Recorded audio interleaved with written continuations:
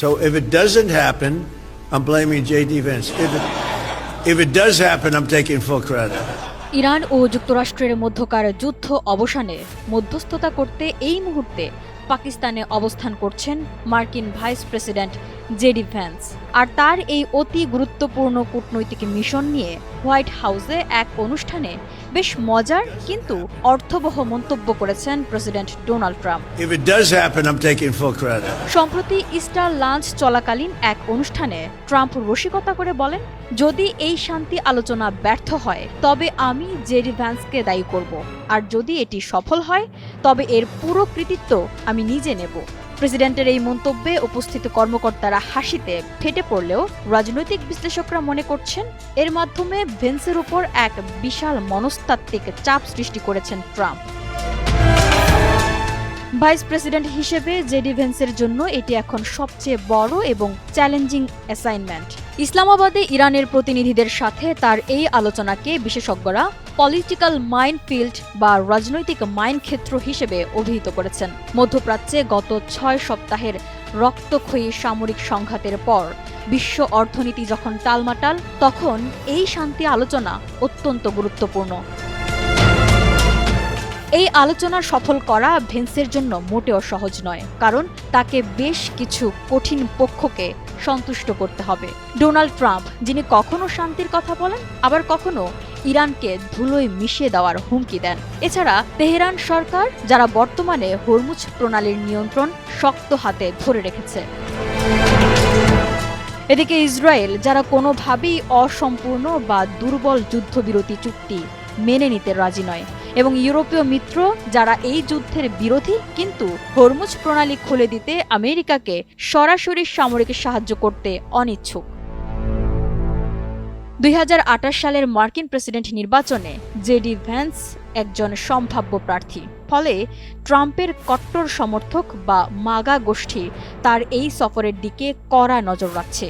Iraq যুদ্ধে অংশ নেওয়া সাবেক এই মেরিন সেনা ব্যক্তিগতভাবে বিদেশি যুদ্ধে মার্কিন হস্তক্ষেপের বিরোধী হিসেবে পরিচিত।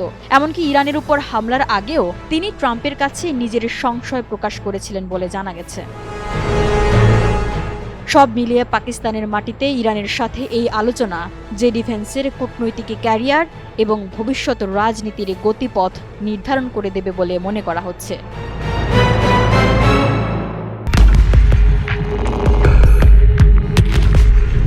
দীর্ঘদিনের শত্রুতা আর সাম্প্রতিক যুদ্ধের ভয়াবহতা কাটিয়ে যুক্তরাষ্ট্র ও ইরান কি শেষ পর্যন্ত কোনো সমঝোতায় পৌঁছাতে পারবে? এই প্রশ্নটি এখন আন্তর্জাতিক রাজনীতির প্রধান আলোচনার বিষয়। অত্যন্ত গোপনীয়তা ও কঠোর নিরাপত্তার চাদরে ঢাকা এই শান্তি আলোচনার বিস্তারিত তথ্য এখনও সাধারণ মানুষের নাগালের বাইরে থাকলেও এর গুরুত্ব অপরিসীম। কেন এই আলোচনা এত গুরুত্বপূর্ণ এবং এর সফলতার ওপর বিশ্ববাসীর ভবিষ্যৎ কিভাবে নির্ভর করছে তা বুঝতে হলে 4টি মৌলিক প্রশ্নের উত্তর জানা জরুরি। 1. আলোচনায় কারা অংশ নিচ্ছেন? মার্কিন প্রতিনিধি দলের নেতৃত্বে রয়েছে ভাইস প্রেসিডেন্ট জেডি ভ্যান্স। তার সঙ্গে আছেন ডোনাল্ড ট্রাম্পের জামাতা ও বিশেষ উপদেষ্টা জেরেড কুশনার এবং মধ্যপ্রাচ্য বিষয়ক বিশেষ দূত স্টিভ উইটকফ। অন্যদিকে ইরানের পক্ষ থেকে আলোচনায় নেতৃত্ব দিচ্ছেন পার্লামেন্টের স্পিকার মোহাম্মদ বাঘের গালিবফ। তার সাথে রয়েছেন পররাষ্ট্রমন্ত্রী আব্বাস আরাঘচি সহ আরও 71 প্রতিনিধি। দুই দেশের প্রতিনিধি দলই বড় আকারের নিরাপত্তা ও অর্থনৈতিক বিশেষজ্ঞ দল অন্তর্ভুক্ত রয়েছে। পাকিস্তান এখানে প্রধান মধ্যস্থকারী বা শাটল মিডিয়েটর হিসেবে কাজ করছে। দেশটির পররাষ্ট্রমন্ত্রী ইসহাকদার ও সেনাপ্রধান জেনারেল আসিম মুনির ব্যক্তিগতভাবে এই প্রক্রিয়ায় যুক্ত রয়েছেন। পাকিস্তানের দুই পক্ষের মধ্যে একটি ভঙ্গুর যুদ্ধবিরতি নিশ্চিত করেছে এবং দুই দেশের প্রতিনিধি দলের মধ্যে পরোক্ষভাবে বার্তার আদান প্রদান ঘটাচ্ছে। দেশটির জন্য এই আয়োজন বৈশ্বিক কূটনীতিতে একটি বড় ধরনের শক্তি প্রদর্শনের সুযোগ। 3. আলোচনা কতদিন চলবে? বিষয়টি এখনো কিছুটা অস্পষ্ট। তবে ইরানের তাসনিম সংবাদ সংস্থার তথ্যমতে মূল আলোচনা 11 এপ্রিল সন্ধ্যায় অনুষ্ঠিত হওয়ার কথা রয়েছে। এটি মূলত একদিনের একটি নিবিড় বৈঠক হতে পারে, তবে আলোচনার অগ্রগতির উপর ভিত্তি করে সময়সীমা আরও বাড়তে পারে। 4. মূল মতবিরোধের বিষয়গুলো কি কি? দীর্ঘ যুদ্ধের পর অবিশ্বাসের দেয়াল টপকানোই বড় চ্যালেঞ্জ। আলোচনার টেবিলে যে তিনটি বিষয় সবচেয়ে বেশি গুরুত্ব পাচ্ছে তা হলো হরমুজ প্রণালী। এই কৌশলগত নৌপথের নিয়ন্ত্রণ তেহরান ছাড়তে চায় না। অন্যদিকে যুক্তরাষ্ট্র এটি অবিলম্বে খুলে দেওয়ার শর্ত দিয়েছে। লেবানন সংকট। ইরান চায় এই যুদ্ধবিরতির আওতায় ইসরায়েলকে লেবাননে হামলা বন্ধ করতে বাধ্য করা হোক। পারমাণবিক ও অর্থনৈতিক ইস্যু। ইরানের সমৃদ্ধ ইউরেনিয়ামের মজুদ নিয়ন্ত্রণ ও এর বিনিময়ে তেহরান তাদের আটকে পড়া বিলিয়ন বিলিয়ন ডলারের সম্পত্তি মুক্তি ও নিষেধাজ্ঞা প্রত্যাহারের দাবি জানাচ্ছে। এখন দেখার বিষয় এই আলোচনা কোনো সমঝোতায় পৌঁছাতে পারে কিনা।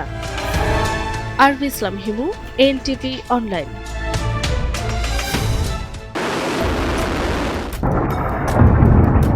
গত ১ মার্চ কুয়েতের শুয়াইবা বন্দরে ইরানের ড্রোন হামলায় মার্কিন সেনাবাহিনীর রিজার্ভ ফোর্সের ৬ সদস্য নিহত এবং ২০ জনেরও বেশি আহত হন। ইরান যুক্তরাষ্ট্র চলমান উত্তেজনার মধ্যে এটি ছিল প্রথম মার্কিন সামরিক প্রাণহানির ঘটনা। তবে এই হামলাকে ঘিরে এখন তৈরি হয়েছে বড় ধরনের বিতর্ক। মার্কিন প্রতিরক্ষা দপ্তর, পেন্টাগন এবং ঘটনাস্থলে থাকা সেনাদের বক্তব্যে মিল পাওয়া যাচ্ছে না। মার্কিন প্রতিরক্ষা সচিব পিট হেগসেথ দাবি করছেন, ইরানের একটি ড্রোন অত্যন্ত সুরক্ষিত একটি সামরিক স্থাপনায় আঘাত এনেছে এবং এটি রাডার ফাঁকি দিয়ে ঢুকে পড়ে। কিন্তু আহত সেনারা এই বক্তব্যকে সরাসরি মিথ্যা বলে দাবি করছেন। তাদের ভাষ্য অনুযায়ী হামলার দিন সকালে মিসাইল হামলার সতর্কতা জারি হলেও কিছুক্ষণ পর অল ক্লিয়ার সংকেত দেয়া হয়। সেই সংকেতের প্রায় ৩০ মিনিট পরে ড্রোনটি এসে আঘাত হানে। তাদের দাবি যে স্থাপনাটি লক্ষ্যবস্তু ছিল সেটি খুব বেশি সুরক্ষিত ছিল না, বরং তারা তখন পুরোপুরি অপ্রস্তুত অবস্থায় ছিলেন। একজন আহত সেনা জানান, বিস্ফোরণের মুহূর্তটি ছিল ভয়াবহ। চারপাশ কেঁপে ওঠে, ধোঁয়া ও ধুলায় ঢেকে যায় পুরো এলাকা। নিজেরাই প্রাথমিক চিকিৎসা নিতে বাধ্য হন এবং হাসপাতালে নেওয়ার জন্য বেসামরিক গাড়ি ব্যবহার করতে হয়। অন্যদিকে মার্কিন কর্মকর্তারা দাবি করেছেন, নিরাপত্তার সব ব্যবস্থা নেওয়া হয়েছিল। তবে একটি আন্তর্জাতিক সংবাদ সংস্থার তথ্য অনুযায়ী হামলার সময় সেখানে সক্রিয় কোনো বিমান প্রতিরক্ষা ব্যবস্থা ছিল কিনা সেটি স্পষ্ট নয়। সব মিলিয়ে এই ঘটনা এখন মার্কিন প্রশাসনের ভেতরে এবং বাইরে বড় বিতর্ক তৈরি করছে। এর মূল প্রশ্ন হলো, কেন সেনাদের এমন ঝুঁকিপূর্ণ এলাকায় পর্যাপ্ত নিরাপত্তা ছাড়াই রাখা হয়েছিল। আরবি ইসলাম হিমু, এনটিভি অনলাইন।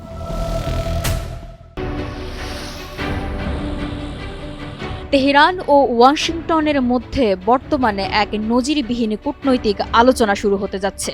পাকিস্তানের ইসলামাবাদে বসছে দুই দেশের বহুল প্রতীক্ষিত এই বৈঠক। আর সেই বৈঠকের আগেই বড় এক সুখবর পেল ইরান। ইরানের আটকে থাকা প্রায় $6 বিলিয়ন ছাড়তে রাজি হয়েছে যুক্তরাষ্ট্র। এমন খবর সামনে আসতেই কূটনৈতিক অঙ্গনে নতুন আলোচনার জন্ম হয়েছে। ইরানের একটি উচ্চ পর্যায়ের প্রতিনিধি দল পাকিস্তানের প্রধানমন্ত্রী শাহবাজ শরীফের সঙ্গে বৈঠক করেছে বলে জানিয়েছে পাকিস্তান সরকারের একটি সূত্র। বৈঠকে ইরানের সংসদের স্পিকার মোহাম্মদ বাঘের গালিবাফের নেতৃত্বে প্রতিনিধি দল অংশ নেয়। আর সেই বৈঠকেই জানা যায়, ইরানের জব্দ হওয়ার সম্পদ ছাড়তে রাজি হয়েছে যুক্তরাষ্ট্র। এমন খবর প্রকাশ করেছে আল জাজিরা।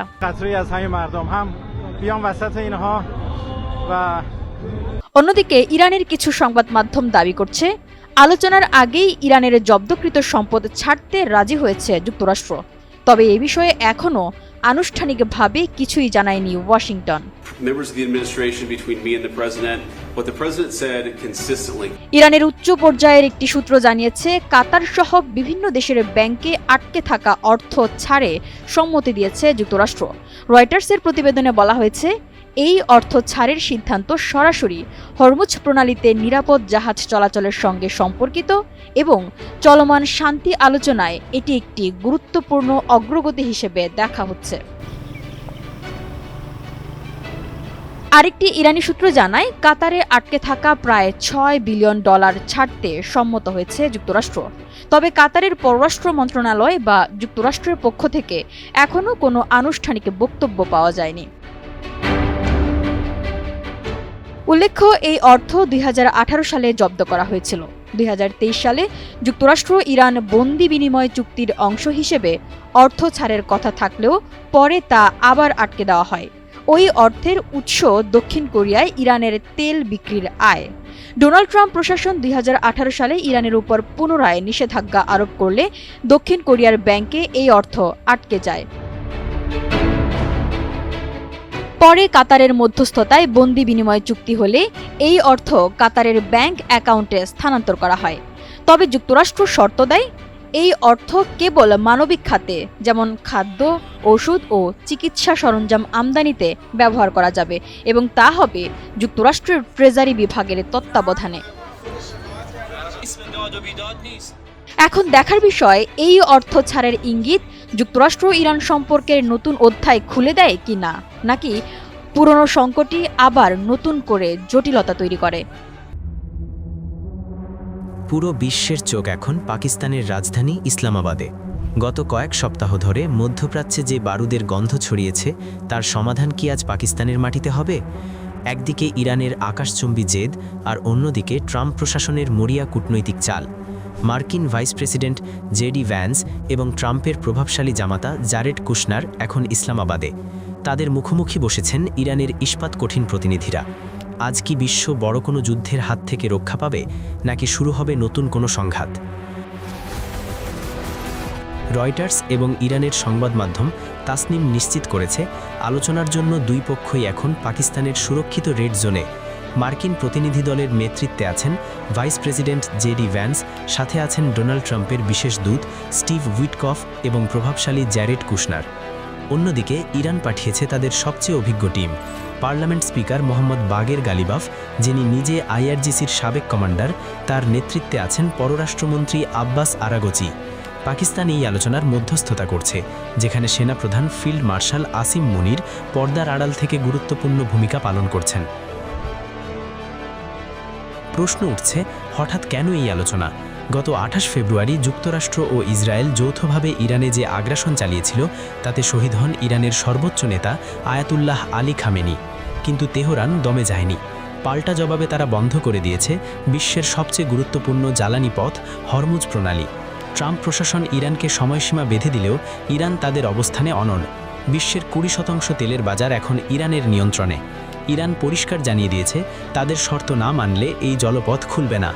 ইসলামাবাদে ইরান 10 দফা দাবি পেশ করেছে, যার প্রধান দাবি মধ্যপ্রাচ্য থেকে মার্কিন বাহিনী সরাতে হবে এবং প্রতিরোধ যোদ্ধাদের উপর হামলা বন্ধ করতে হবে। তবে এই শান্তি আলোচনার মাঝেই বিস্ফোরা হয়ে দাঁড়িয়েছে ইসরায়েল। যখন ইসলামাবাদে শান্তির টেবিল সাজানো হচ্ছে, ঠিক তখনই লেবাননে নারকীয় হামলা চালিয়েছে ইসরায়েলি বাহিনী। ইরানের পররাষ্ট্রমন্ত্রী আব্বাস আরাগচি কড়া হুঁশিয়ারি দিয়ে বলেছেন, ইসরায়েল যদি হামলা বন্ধ না করে তবে ইরান এই আলোচনা থেকে সরে আসবে। অথচ মার্কিন ভাইস প্রেসিডেন্ট জেডি ভ্যান্স দাবি করছেন লেবানন এই যুদ্ধবিরতির অংশ নয়। বিশ্লেষকরা বলছেন, ইসরায়েল জানত আলোচনা সফল হলে তাদের পরাজয় নিশ্চিত, তাই তারা সুপরিকল্পিতভাবে লেবাননে হামলা চালিয়ে এই বৈঠক নস্যাৎ করতে চাইছে।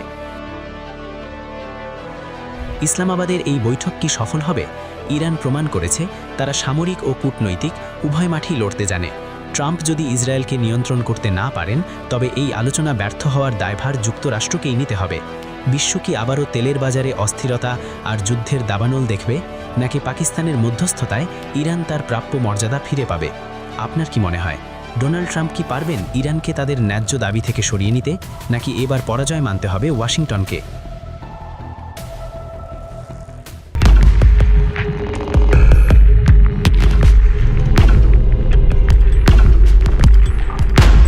হরমুজ প্রণালী একসময় যেখানে প্রতিদিন 20 থেকে 30টি তেলবাহী ট্যাঙ্কার চলাচল করত, বিশ্বের 30% তেল যেত এই পথে। আজ সেই প্রণালী যেন এক বিশাল শ্মশানের নিরাপত্তা ধারণ করেছে। পানি স্থির, ঢেউ নেই, জাহাজ নেই, শুধু মাঝে মধ্যে ইরানের নৌটহল বোট ভাসে, যেন মনে করিয়ে দেয় আমি এখন এখানকার মালিক। যুক্তরাষ্ট্র ও ইরানের মধ্যে যুদ্ধবিরতি হয়েছে, কাগজে কলমে হরমুজ প্রণালী উন্মুক্ত ঘোষণা করা হয়েছে। চুক্তির অংশ হিসেবে ইরান টোল আদায় করবে, যুক্তরাষ্ট্র তা মেনে নিয়েছে, কিন্তু বাস্তবতা ভিন্ন। শিপিং কোম্পানিগুলো এখনও এই পথ এড়িয়ে চলছে। আন্তর্জাতিক শিপিং সূত্র জানিয়েছে, যুদ্ধবিরতির পর থেকে এখনও একটি তেলবাহী ট্যাঙ্কারও হরমুজ প্রণালী দিয়ে যায়নি। মাত্র হাতে গোনা কয়েকটি পণ্যবাহী জাহাজ পার হয়েছে। বেশিরভাগ শিপিং কোম্পানি এখনও সতর্ক অবস্থানে রয়েছে, কারণ ভয়, অনিশ্চয়তা আর নিরাপত্তা ঝুঁকি এখনও কাটেনি। কাগজে প্রণালী খোলা থাকলেও বাস্তবে তা কার্যত স্থবির হয়ে আছে। বিশ্ব জ্বালানি বাজারে এর প্রভাব পড়তে শুরু করেছে। প্রথম কারণ, নিরাপত্তার অভাব। যুদ্ধবিরতি হলেও ইরানের ড্রোন ও ক্ষেপণাস্ত্র এখনও সতর্ক অবস্থানে আছে। শিপিং কোম্পানিগুলো জানে একটি ভুল বোঝাবুঝি ড্রোন হামলার কারণ হতে পারে। যুদ্ধকালীন কয়েক ডজন জাহাজ ইরানের মিসাইলে আক্রান্ত হয়েছে, সেই স্মৃতি এখনও ভোলেনি কেউ। দ্বিতীয় কারণ, বীমা সংকট।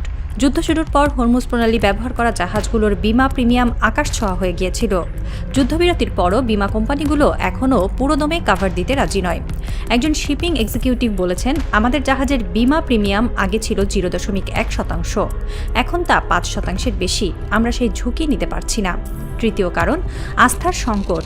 যুক্তরাষ্ট্র ও ইরানের মধ্যে যুদ্ধবিরতি হয়েছে, কিন্তু এটি কতদিন টেকসই হবে? ট্রাম্প আবার নির্দেশ দেবেন না? ইরান আবার প্রণালী বন্ধ করে দেবে না? এই অনিশ্চয়তার মধ্যে কোম্পানিগুলো বিকল্প রুট খুঁজছে। দক্ষিণ আফ্রিকা হয়ে কেপ অফ গুড হোপ পথে জাহাজ চালানো হচ্ছে। যদিও তা 15 থেকে 20 দিন বেশি সময় নেয় এবং জ্বালানি খরচ অনেক বেশি, তারপরও হরমুজের চেয়ে সেই পথ নিরাপদ বলে মনে করছেন তারা। ইরান যুদ্ধবিরতির সবচেয়ে বড় অর্থনৈতিক সুবিধা হিসেবে দেখছিল হরমুজের টোল। তাদের পরিকল্পনা ছিল প্রতিটি জাহাজ থেকে $20 লাখ করে টোল আদায় করবে। যদি প্রতিদিন 20টি জাহাজ যায়, তাহলে দৈনিক আয় $4 কোটি, যা বার্ষিক প্রায় $15 বিলিয়ন। কিন্তু বাস্তবে একটি তেলবাহী জাহাজও আসছে না, ফলে ইরানের সেই আয় প্রায় শূন্য। ইরানের বাজেটে এর প্রভাব পড়তে শুরু করেছে। দেশটির মুদ্রার মান কমছে, বেকারত্ব বাড়ছে। ইরানের বিপ্লবী গার্ডের এক কমান্ডার নাম প্রকাশ না করার শর্তে বলেছেন, আমরা চুক্তি করেছি, কিন্তু বিশ্ব এখনও আমাদের বিশ্বাস করেনি। জাহাজ আসবে না কেন? আমরা তো হামলা করছি না। কিন্তু বিশ্বের জবাব, তোমরা কয়েক সপ্তাহ আগে ড্রোন হামলা করেছ, মিসাইল ছুড়েছ, সেই ভয় কাটাতে আরও সময় লাগবে। ইরানের জন্য এটি বড় চ্যালেঞ্জ। কাগজে প্রণালীর নিয়ন্ত্রণ পেলেও বাস্তবে তা থেকে আয় করতে পারছে না। হরমুজ প্রণালী বন্ধ থাকায় বিশ্ববাজারে তেলের দাম এখনও উচ্চমাত্রায় রয়েছে। ব্রেন্ট ক্রুড $150 কাছাকাছি। গত বছর এই সময় ছিল $80। ইউরোপের জ্বালানি সংকট চরমে। আমেরিকায় পেট্রোলের দাম রেকর্ড ছাড়িয়েছে। এশিয়ার উন্নয়নশীল দেশগুলো বিপকে পড়েছে। যুদ্ধবিরতির পর বিশ্ব আশা করেছিল হরমুজ খুলে গেলে তেলের দাম কমবে, কিন্তু বাস্তবে তা হয়নি। কারণ জাহাজ আসছে না, সরবরাহ চেইন এখনও পুরোপুরি চালু হয়নি।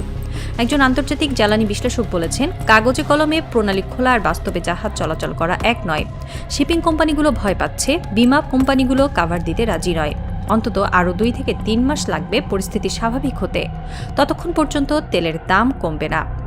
ইউরোপীয় ইউনিয়ন জরুরি বৈঠক ডেকেছে। তারা বিকল্প জ্বালানি সরবরাহের পথ খুঁজছে, কিন্তু বিকল্প সহজ নয়। কাতার থেকে এলএনজি আসছে না, রাশিয়ার গ্যাস নিতে ইউরোপ রাজি নয়, আফ্রিকার সরবরাহ অপর্যাপ্ত। ফলে সংকট আরও গভীর হচ্ছে। মধ্যপ্রাচ্যের কয়েকটি শিপিং কোম্পানি ইতিমধ্যে ইরানের সঙ্গে আলোচনা শুরু করেছে। তারা চায় ইরান লিখিত গ্যারান্টি দিক, কোনো জাহাজে হামলা হবে না। ইরান সেই গ্যারান্টি দিতে রাজি, কিন্তু শিপিং কোম্পানিগুলো চায় আন্তর্জাতিক তৃতীয় পক্ষের গ্যারান্টি, হয় জাতিসংঘ, নয়তো ওমান বা পাকিস্তানের মধ্যস্থতা। ইরান তাতে রাজি নয়। তারা বলে, আমরা এখন হরমুজের মালিক, এখানে যা হবে তা আমাদের নিয়মেই হবে, তৃতীয় পক্ষের দরকার নেই। এই ইস্যুতে আলোচনা আটকে আছে। শিপিং কোম্পানিগুলো অপেক্ষা করছে। কেউ প্রথম হতে চায় না, কারণ প্রথম জাহাজটি যদি আক্রান্ত হয় তাহলে পুরো চুক্তি ভেস্তে যাবে। আর তাই হরমুজ ফাঁকা পড়ে আছে, পানি স্থির, জাহাজ নেই, শুধু ইরানের নৌটহল বোট আর যুক্তরাষ্ট্রের ড্রোন আকাশে টহল দিচ্ছে। যেন যুদ্ধ শেষ হয়নি, বরং স্থগিত হয়েছে। হরমুজ প্রণালীর আজ সেই চেহারা, জল স্থির, তরঙ্গ নেই, জাহাজের গুঞ্জন নেই। কিন্তু এই ফাঁকা প্রণালী কোনো শূন্যতা নয়, এটি ইতিহাসের সবচেয়ে বড় বিজয়ের নীরব সাক্ষী। যে প্রণালীতে একসময় আমেরিকার 5ম নৌবহর তাণ্ডব চালাত, আজ সেই প্রণালীতে ইরানের নৌটহল বোট ভাসে, আর প্রতিটি বোটের গায়ে লেখা ইরান জিন্দাবাদ। যুক্তরাষ্ট্রের প্রেসিডেন্ট ট্রাম্প বলেছিলেন, ইরানকে পাথর যুগে পাঠিয়ে দেব। তিনি তার 1300 মিসাইল ব্যবহার করলেন। তিনি ইরানের সর্বোচ্চ নেতাকে হত্যা করলেন। তিনি ইরানের সেতু ধ্বংস করলেন।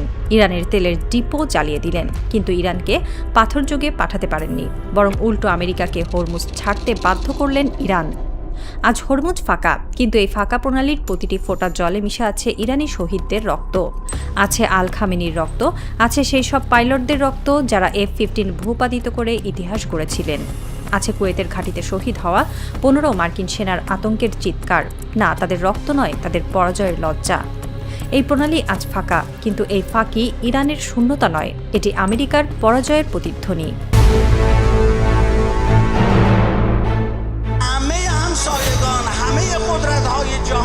We're going to find out that the President of the United States is not one to দুই শর্ত পূরণ না হলে যুক্তরাষ্ট্রের সঙ্গে আলোচনায় বসবে না বলে স্পষ্ট জানিয়েছে ইরান। দেশটির পার্লামেন্টের স্পিকার মোহাম্মদ বাঘের গালিবাফ বলেছেন, লেবাননে যুদ্ধবিরতি বাস্তবায়ন এবং জব্দকৃত ইরানি সম্পদ ফিরিয়ে দেওয়া, এই দুটি শর্ত পূরণ না হওয়া পর্যন্ত কোনো আলোচনা শুরু হবে না। তিনি আরও বলেন, ইরানের প্রতিনিধি দল আশাবাদী, তবে তারা মার্কিন প্রতিপক্ষকে বিশ্বাস করছে না। এদিকে মধ্যপ্রাচ্যের চলমান উত্তেজনা নিরসনে বিশ্ববাসীর নজর এখন পাকিস্তানের রাজধানী ইসলামাবাদের দিকে। শনিবার সেখানে যুক্তরাষ্ট্র ও ইরানের মধ্যে গুরুত্বপূর্ণ বৈঠক হবার কথা রয়েছে। যুদ্ধ শুরুর পর এই প্রথম দুই দেশের প্রতিনিধিরা সরাসরি আলোচনায় বসতে যাচ্ছেন। বৈঠককে ঘিরে ইসলামাবাদে কঠোর নিরাপত্তা ব্যবস্থা নেওয়া হয়েছে এবং 2 দিনের সরকারি ছুটি ঘোষণা করা হয়েছে। এই উচ্চ পর্যায়ের বৈঠকে অংশ নিতে পাকিস্তানের উদ্দেশ্যে রওনা হয়েছেন মার্কিন ভাইস প্রেসিডেন্ট জেডি ভ্যান্স। অন্যদিকে ইরানের প্রতিনিধি দলের নেতৃত্ব দিচ্ছেন মোহাম্মদ বাকের গালিবাফ এবং তার সঙ্গে রয়েছেন ইরানের পররাষ্ট্রমন্ত্রী আব্বাস আরাকচি সহ অন্যান্য কর্মকর্তারা, যারা ইতোমধ্যে ইসলামাবাদে পৌঁছেছেন। এর আগে পাকিস্তানের মধ্যস্থতায় 2 সপ্তাহের যুদ্ধবিরতি কার্যকর হলেও লেবাননে ইসরায়েলের হামলা অব্যাহত থাকায় নতুন করে উত্তেজনা তৈরি হয়েছে। ফলে যুক্তরাষ্ট্র ইরান আলোচনায় লেবানন ইস্যু অন্তর্ভুক্ত হবে কিনা তা নিয়ে মতবিরোধ দেখা দিয়েছে। মার্কিন প্রেসিডেন্ট ডোনাল্ড ট্রাম্প আলোচনায় অগ্রগতির ব্যাপারে আশাবাদী হলেও ইরান দাবি করছে তারা এই যুদ্ধে কৌশলগত বিজয় অর্জন করেছে। সব মিলিয়ে সম্ভাব্য এই বৈঠক মধ্যপ্রাচ্যে শান্তি প্রতিষ্ঠার পথে গুরুত্বপূর্ণ হলেও 2 পক্ষের অবস্থানগত দূরত্ব এখনো রয়ে গেছে।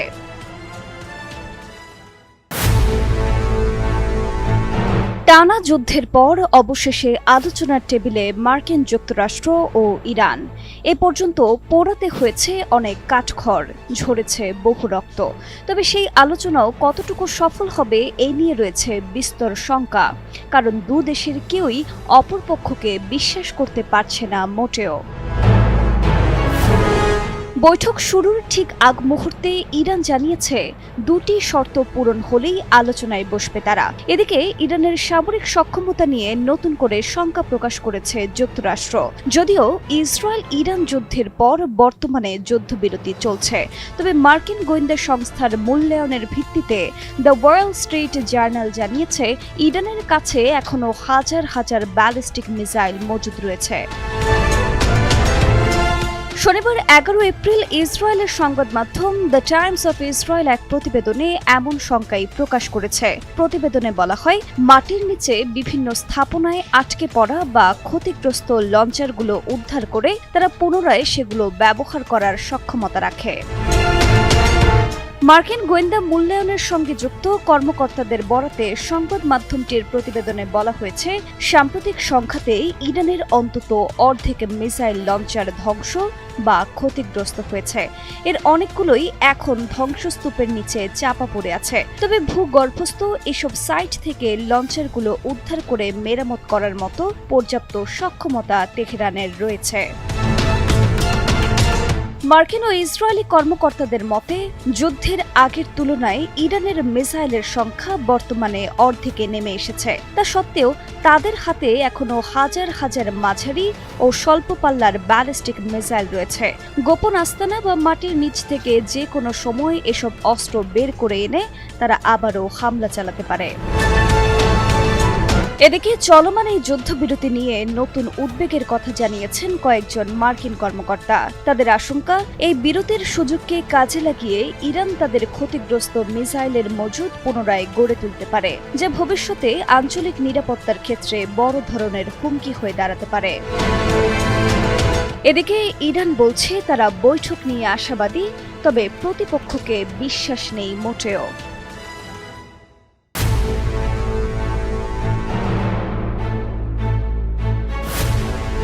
দীর্ঘ 40 দিনের ভয়াবহ সংঘর্ষের পর আপাতত 2 সপ্তাহের বিশ্রামে ইরান আর যুক্তরাষ্ট্রের সেনারা স্থায়ী সমাধানের আশায় দৌড়ঝাঁপ করছে দেশ দুটির শীর্ষ পর্যায়ের নেতৃত্ব।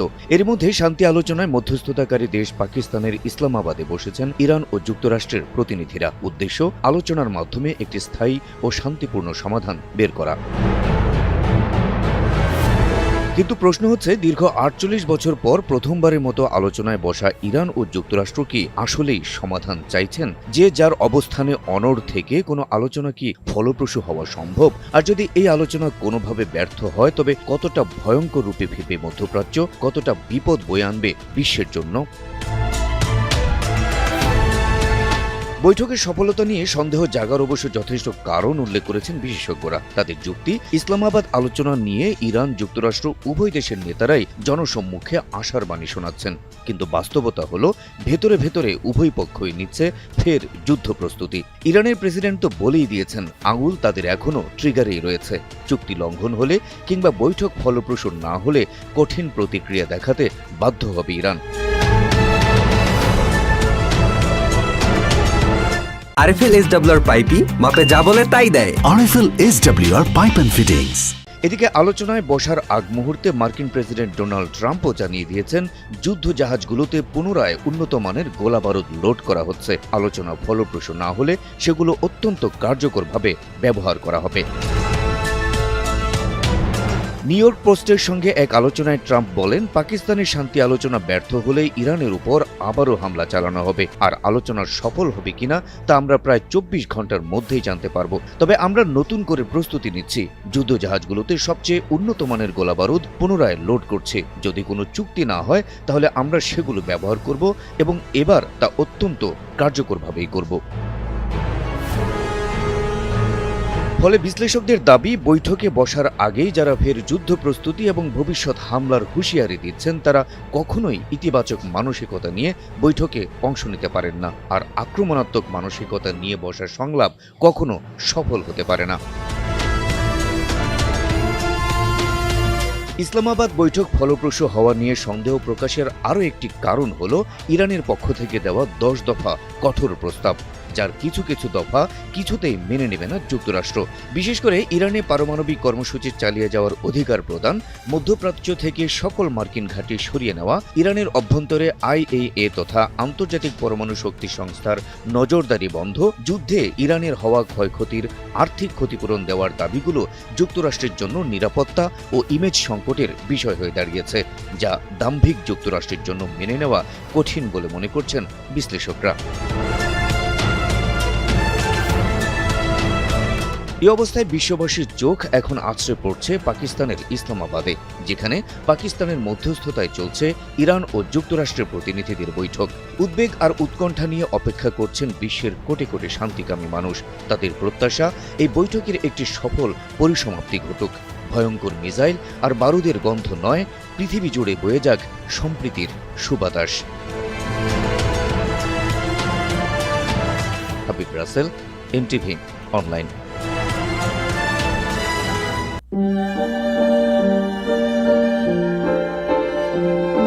ইসলামাবাদগামী একটি বিমান, যার ভেতরের একটি দৃশ্য যেন যুদ্ধের নির্মম বাস্তবতাকে নতুন করে বিশ্ববাসীর সামনে এনেছে। আর সেই দৃশ্যের একটি মাত্র ছবি নাড়িয়েছে বিশ্ব মানবতাকে। সেই স্থির চিত্র এক্স অ্যাকাউন্টে শেয়ার করেছেন ইরানের পার্লামেন্ট স্পিকার মোহাম্মদ বাগের গালিবাফ, যা শুধু কূটনৈতিক বার্তা নয়, একটি গভীর মানবিক আর্তনাদ বহন করে। ছবিতে দেখা যায় বিমানের খালি আসনগুলোতে বসানো হয়েছে শিশুদের প্রতিকৃতি, পাশে রাখা স্কুল ব্যাগ আর ফুল, যেন তারা এখনো কোনো এক অদেখা যাত্রার প্রস্তুতিতে। কিন্তু বাস্তবতা হলো তারা আর কখনো স্কুলে ফিরবে না। এই শিশুরাই 28 ফেব্রুয়ারি ইরানের মিনারের একটি স্কুলে যুক্তরাষ্ট্রের ক্ষেপণাস্ত্র হামলায় প্রাণ হারিয়েছিল। প্রাথমিক তদন্তে জানা গেছে পুরনো গোয়েন্দা তথ্যের ভিত্তিতে চালানো হয়েছিল সেই হামলা। তাতে অন্তত 165 জন নিহত এবং শতাধিক আহত হন। গালিবাফ ওই হামলায় নিহত শিশুদেরই তার সহযাত্রী হিসেবে উল্লেখ করেছেন। ছবির ক্যাপশনে তিনি লিখেন, এই ফ্লাইটে আমার সহযাত্রী মিনাব 1681। একটি সংক্ষিপ্ত বাক্য, কিন্তু এর ভেতর লুকিয়ে আছে অসংখ্য পরিবারের শোক, ক্ষোভ আর অপূর্ণ স্বপ্নের ভার। ইসলামাবাদে শান্তি আলোচনায় যাওয়ার পথে এই প্রতীকী আয়োজনের মাধ্যমে গালিবাফ যেন বিশ্ববাসীকে স্মরণ করিয়ে দিতে চেয়েছেন যে আলোচনার টেবিলে বসা হচ্ছে তার পিছনে রয়েছে রক্তাক্ত এক ইতিহাস। বিমানের নিরবাসনগুলো যেন সাক্ষী হয়ে আছে সেই শিশুদের যাদের জীবন হঠাৎ থমকে গেছে। তবে আবেগ ঘন এই বার্তার মাঝেও ইরানের অবস্থান কঠোর। ইসলামাবাদে পৌঁছে গালিবাফ বলেন, তেহরান সদিচ্ছা নিয়ে আলোচনায় অংশ নিচ্ছে, কিন্তু বিশ্বাস নিয়ে নয়। অতীত অভিজ্ঞতার কথা তুলে ধরে তিনি জানান, যুক্তরাষ্ট্রের সঙ্গে পূর্বের আলোচনা বারবার ভেঙে গেছে এবং চুক্তি লঙ্ঘনের ঘটনা ঘটেছে। তিনি স্পষ্ট করেন, যুক্তরাষ্ট্র যদি সত্যিকার অর্থে ইরানি জনগণের অধিকার মেনে একটি বাস্তবসম্মত চুক্তিতে আগ্রহী হয়, তবে ইরানও সমঝোতায় প্রস্তুত।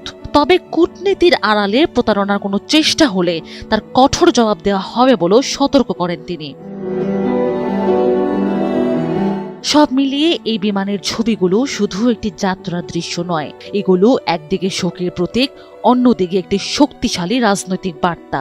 শান্তির পথে এগোতে যে মানবিক মূল্য চুকাতে হয়েছে সেটি যেন বিশ্বকে মনে করিয়ে দিচ্ছে এই নীরব সহযাত্রীরা। Sanjida Afrin, NTV online.